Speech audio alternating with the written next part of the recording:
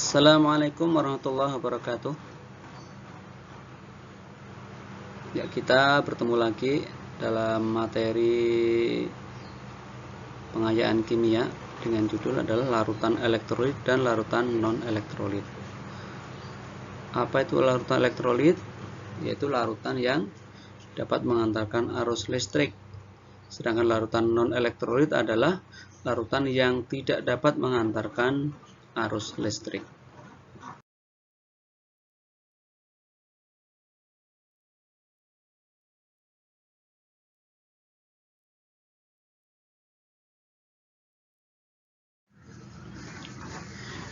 Berdasarkan daya hantar listrik suatu larutan, ini kita lihat dari skema berikut ya. Larutan ini terbagi menjadi larutan elektrolit dan non-elektrolit. Sedangkan elektrolit ada yang kuat, ada yang elektrolit lemah. Nah, elektrolit tadi adalah yang mengantarkan arus listrik, sedangkan terbagi menjadi dua, yaitu elektrolit kuat, artinya dia secara kuat bisa mengantarkan arus listrik, sedang elektrolit lemah adalah hanya mengantarkan sebagian dari arus listrik saja. Nah, sedangkan larutan non-elektrolit tadi adalah larutan yang tidak mengantarkan arus listrik.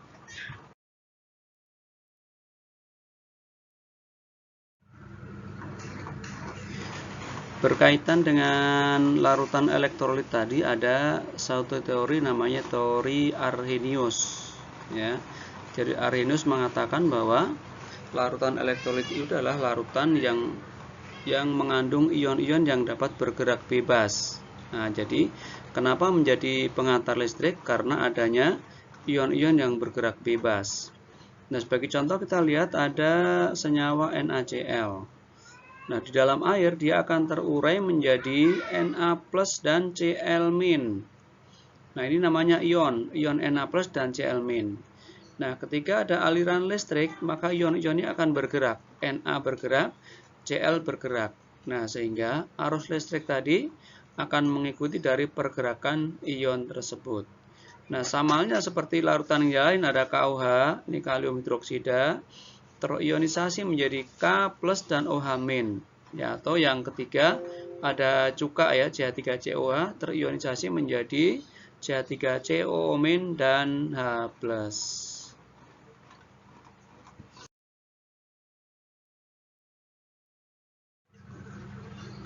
Nah, selanjutnya untuk larutan non-elektrolit masih menurut Arrhenius adalah di dalamnya tidak ada ion-ion yang dapat bergerak bebas. Nah, sehingga karena tidak ada ion yang bergerak bebas, maka tidak bisa mengantarkan arus listrik.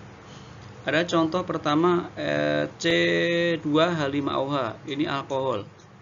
Nah, di dalam air dia tidak akan terurai menjadi ion, tapi tetap dalam bentuk molekul C2H5OH. Nah, jadi tidak ada ion yang bergerak bebas karena memang tidak ada ionnya. Sama juga seperti CONH2 dua kali. Ini urea, pupuk urea ya. Nah, dalam air juga tidak ada yang terurai menjadi ion-ion, sehingga tetap tidak bisa mengantarkan arus listrik.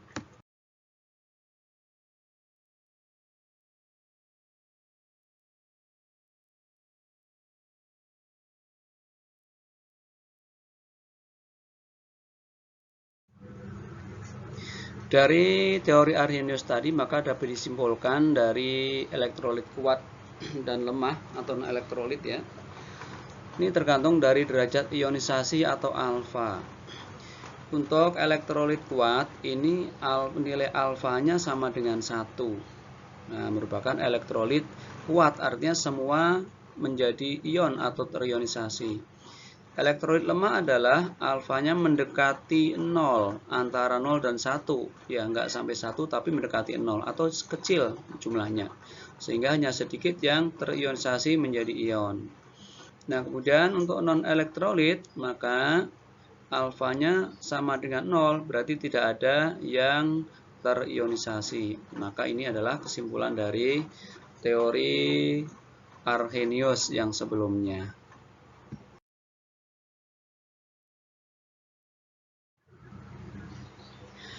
Untuk mengetahui sifat suatu larutan, apakah dia elektrolit ataupun non elektrolit atau lemah atau kuat, maka ada alat yang namanya uji daya hantar listrik atau elektrolit tester nama lainnya. Nah, ini terdiri dari rangkaian seperti pada gambar ya. Di sini ini baterai. Kemudian ini ada elektroda. Sebenarnya kabel juga bisa, kabel biasa aja. Nah, ini diisi larutan yang akan diuji. Nah, ketika ada larutan ini, maka ada kemungkinan di sini yang pertama lampunya menyala atau tidak. Ya. Nah, yang kedua dalam larutannya ada kemungkinan dia ada gelembung atau tidak, atau gelembungnya dikit atau banyak. Ini adalah untuk mengetahui sifat dari suatu larutan elektrolit atau non elektrolit.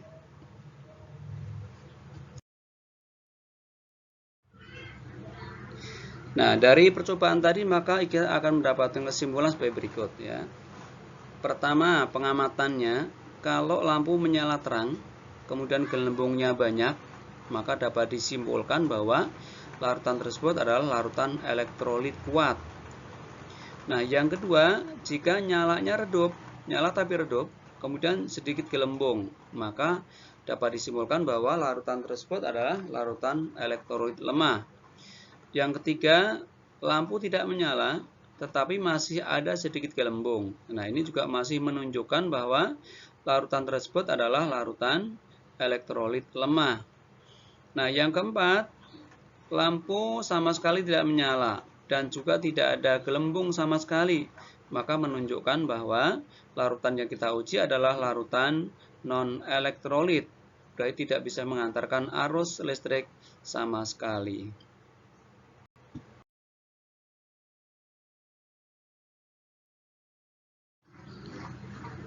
Nah, jadi kalau larutan tersebut diisi dengan pertama misalnya larutan NaCl. Nah, maka sebagai indikasi larutan elektrolit kuat, maka akan terlihat nyalanya terang dan juga gelembungnya banyak. Nah, ini kalau misalkan menggunakan larutan di kelompok 1, ada NaCl, H2SO4, HCl, PaOH 2 kali dan KOH. Nah, yang kedua, kalau di sini larutan yang kedua ada CH3COH itu cuka, ada asam fluorida dan sebagainya, ini kelompok 2, maka sebagai elektrolit lemah, maka nanti akan pengamatan yang terjadi akan dilihat nyalanya redup atau mungkin tidak menyala, tetapi masih ada gelembung-gelembung gas dalam cairan.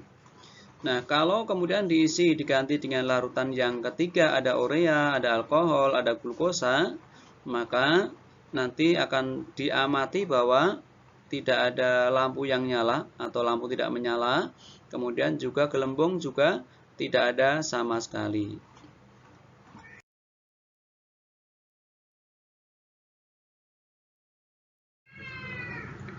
Ya, baik, demikian jadi kesimpulan dari perbedaan larutan elektrolit kuat, lemah dan elektrolit adalah ya sebagai berikut ya, nanti bisa dibaca dan dilihat sendiri. Ya, baik, demikian materi kita tentang larutan elektrolit dan larutan non elektrolit. Baik, terima kasih. Assalamualaikum warahmatullahi wabarakatuh.